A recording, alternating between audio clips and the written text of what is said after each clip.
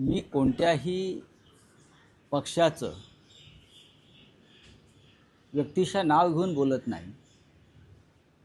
माझं इतकंच म्हणणं आहे की सध्या जी लोकशाहीची, संविधानाची आणि एकंदरीतच देशातल्या सर्व संस्थांची अवस्था पाहता गेल्या 12 वर्षातली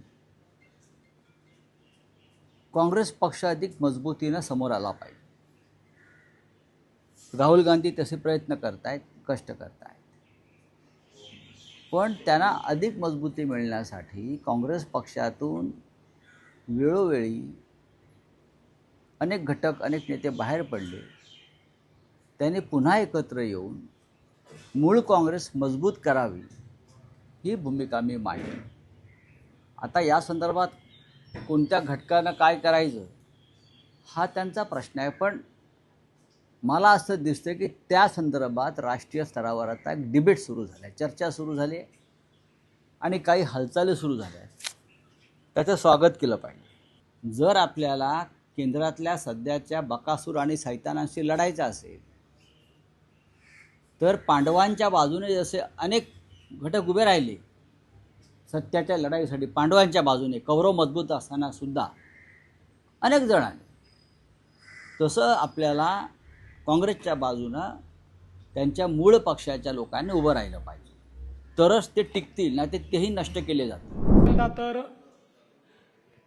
या विलिनीकरणाबद्दल बेगानी शादी में अब्दुल्ला दिवाना अशा पद्धतीनं जो काँग्रेसचाही नाही, जो राष्ट्रवादीचाही नाही, तो व्यक्ती बोलतो आणि मग तुम्ही सगळे विलिनीकरणावर चर्चा सुरू करता. पण हरकत नाही. पहिल्यांदा तर मी सांगतो की हे जे काही पक्ष तुम्हाला दिसत आहेत, या पक्षांचे नेते एवढे हुशार आहेत की बुडत्या बोटीमध्ये कोणी पाय ठेवणार नाही. काँग्रेस हे बुडतं जहाज आहे, त्यामुळे त्या बुडत्या जहाजामध्ये पाय ठेवतील अशी मला शक्यता वाटत नाही. तथापि राजकारणात हायपोथेटिकल बोलायचं नसतं, पण मी तुम्हाला सांगतो, कोणी पाय ठेवला तर त्याचा आम्हाला फायदा आहे, आम्हाला नुकसान नाही.